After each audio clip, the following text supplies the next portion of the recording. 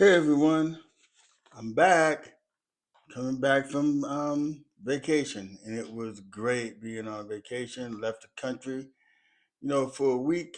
Wasn't able to watch or see any of the events of Monday Night Raw last week and um, Friday. I mean SmackDown on Friday.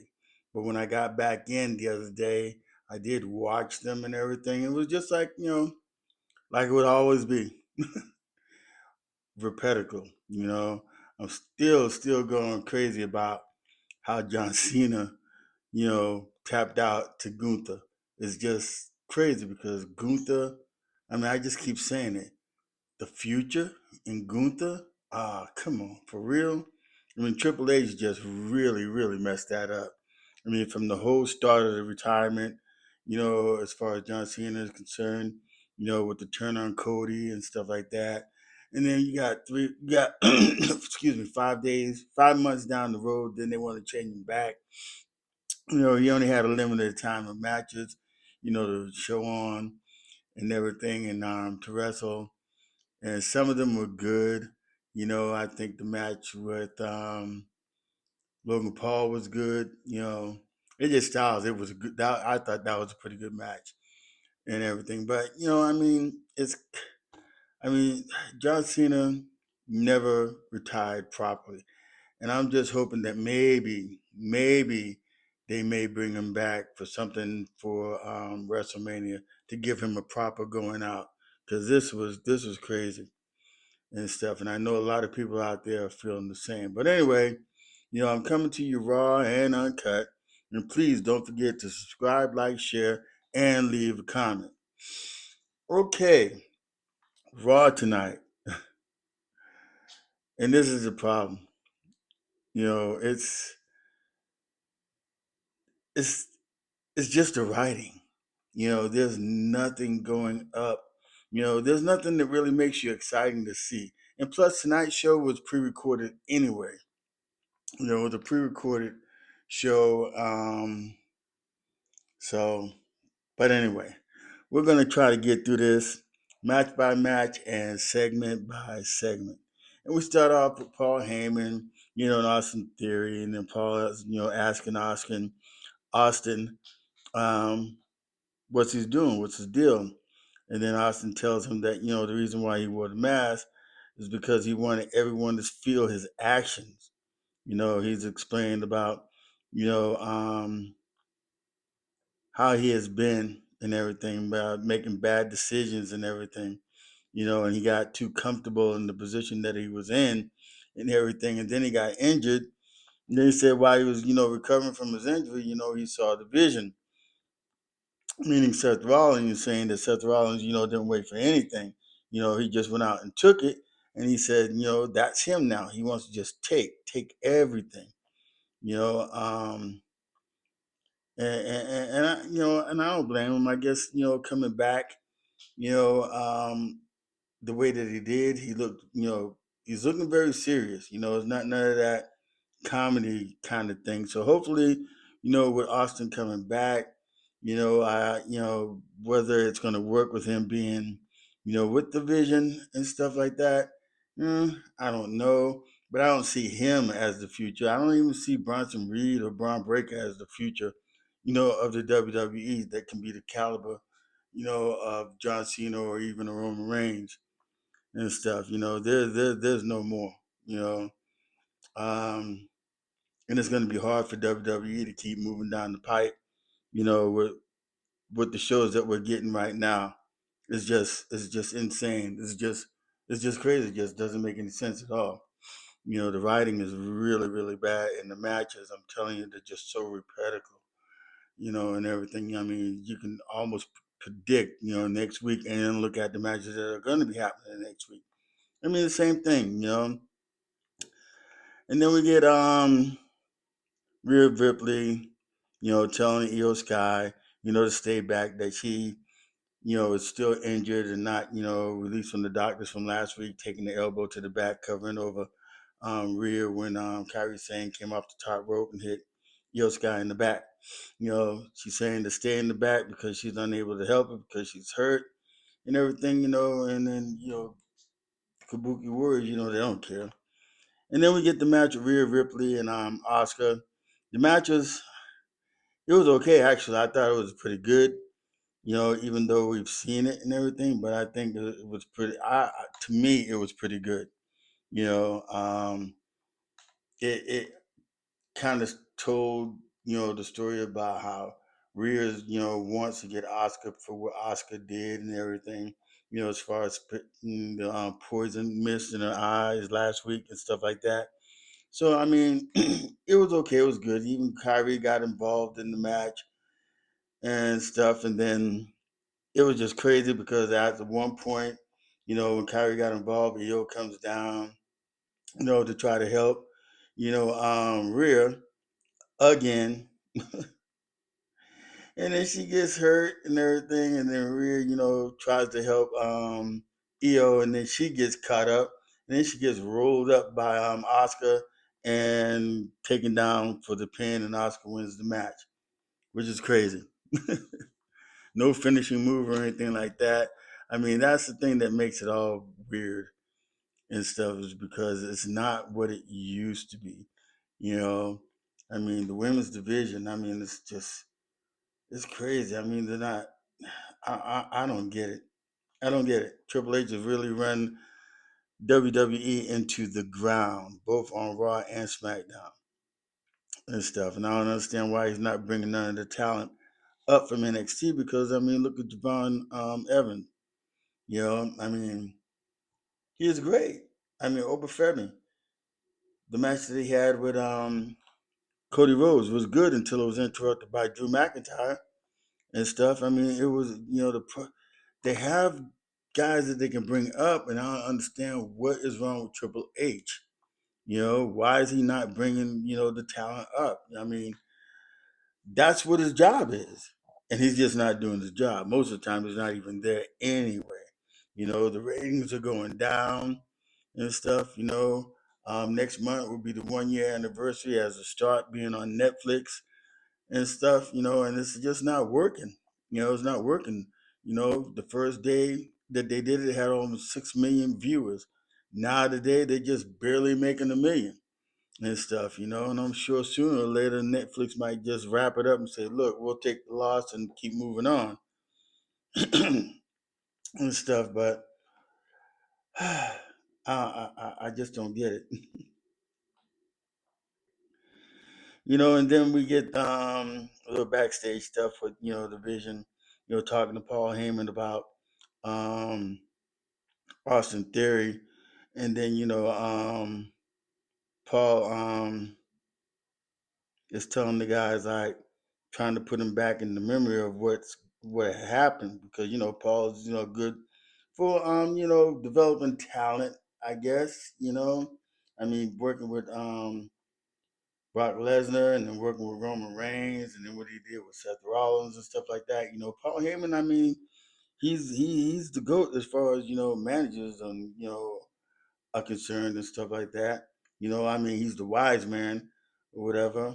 But anyway, he's letting them know, hey, look, you guys didn't get to where you were because of, if it wasn't for him. He's seen it in them, and that's why he said Bronson Reed beat Roman Reigns in Australia and stuff, and then that Braun Breaker is heading, into January, for a shot at the world title. So he said he's going to give Austin Theory if Austin Theory is that guy that can, help them on their way.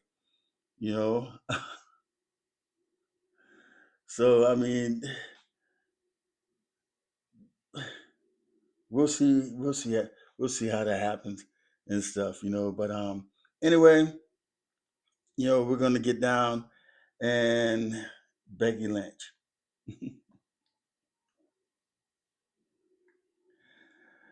Becky Lynch comes out and says a bunch of nothing. Nothing. All what she's been saying is what she's been saying for the last few months. You know, talking about Sports Illustrated saying that she's, the best, that, there was as far as the women are concerned, as far as professional wrestling is concerned.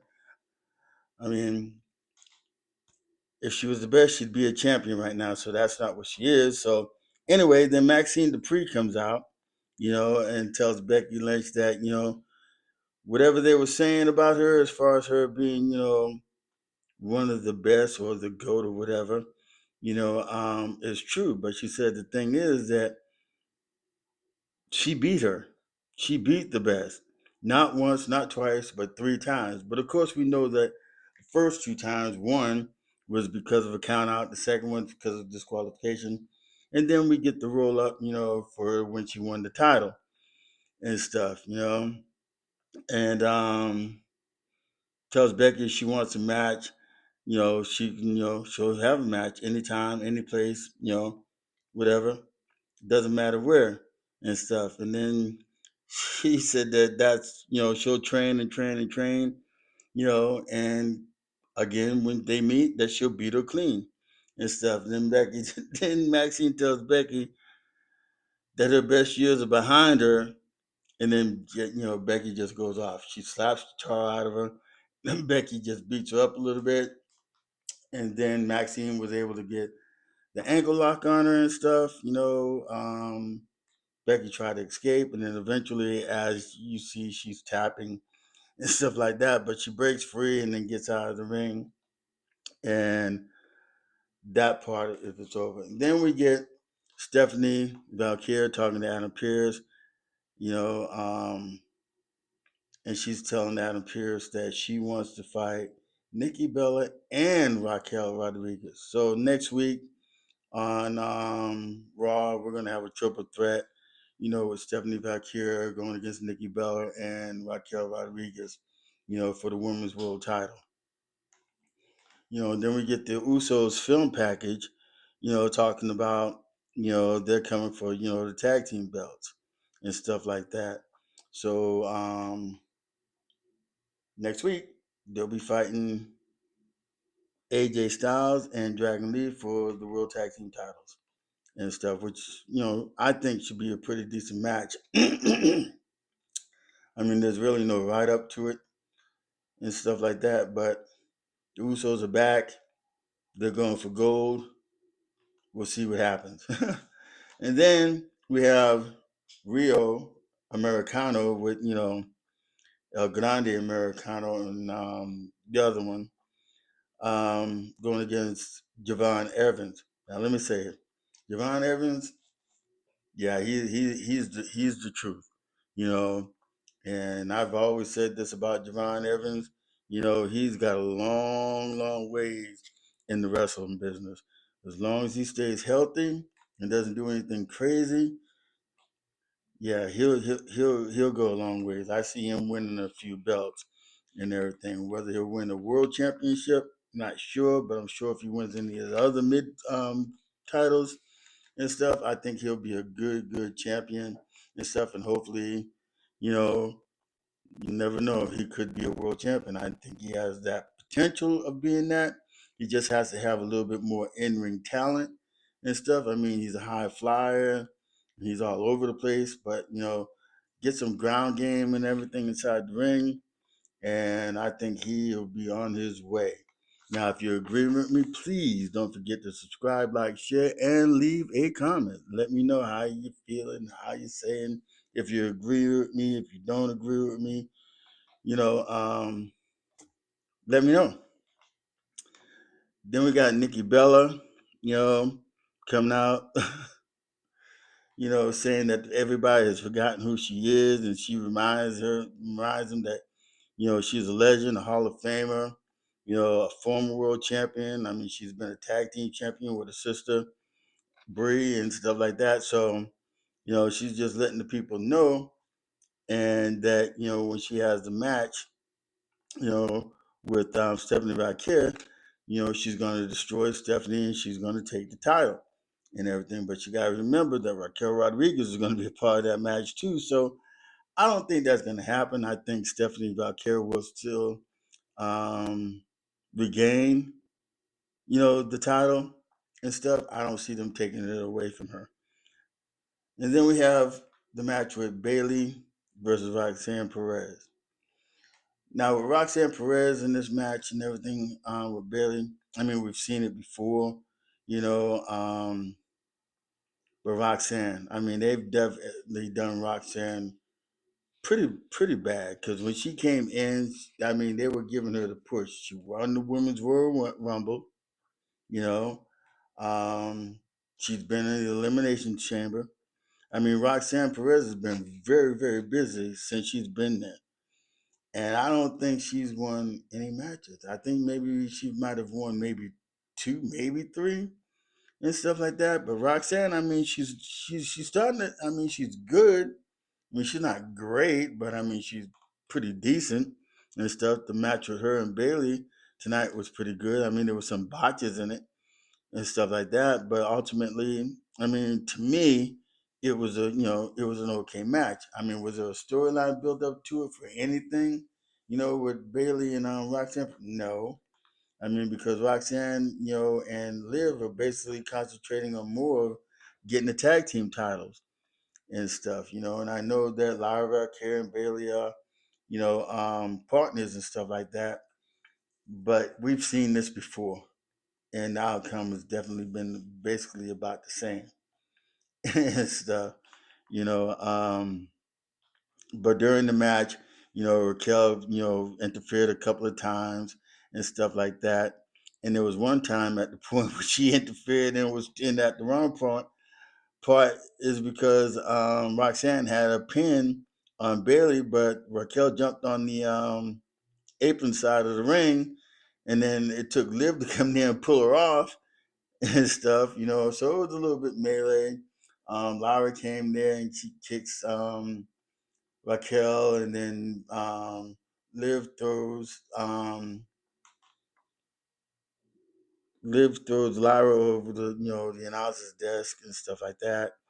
Then the match is going on with her, Bayley, and Roxanne and stuff. And then again, as I said, Roxanne gets up on that ring apron.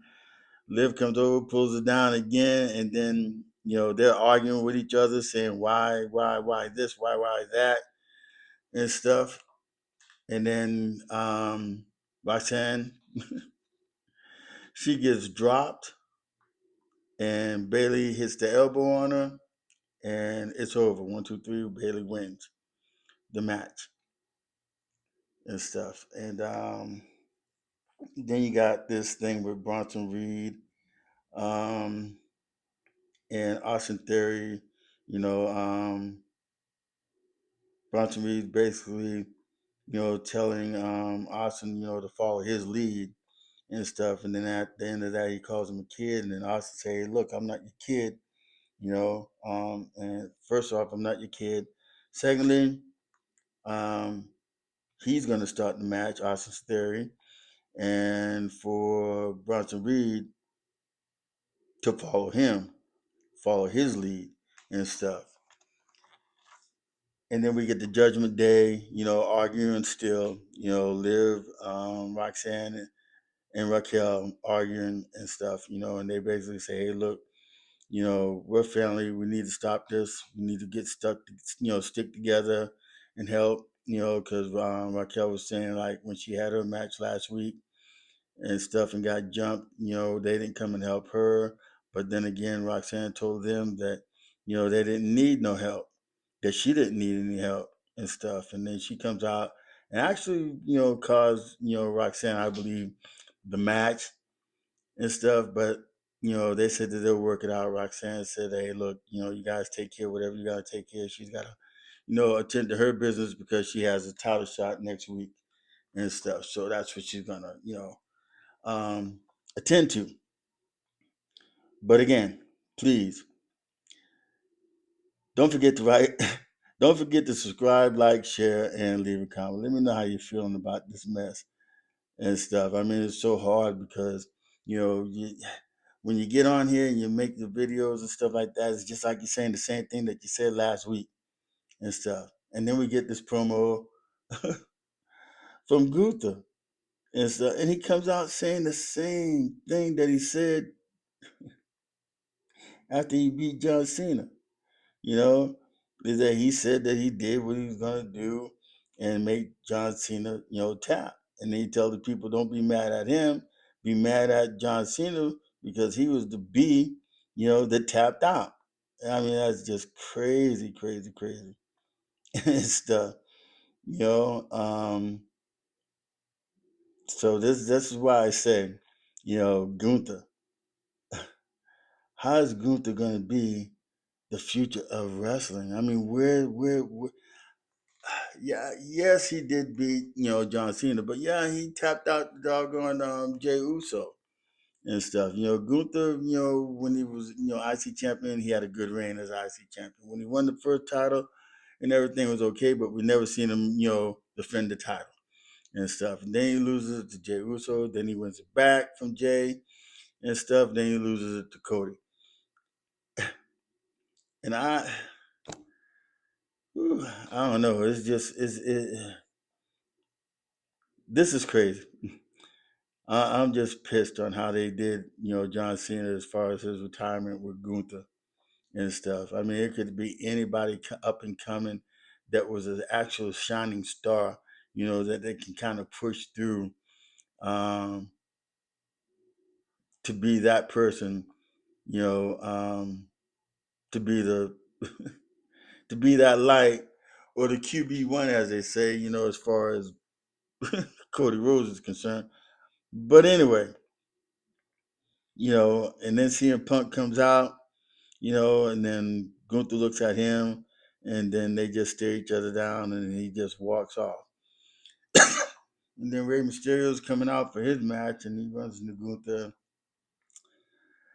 and they have a little stare down, and he walks off. Then he meets up with AJ Styles again, and stuff, and basically tells AJ Styles nothing.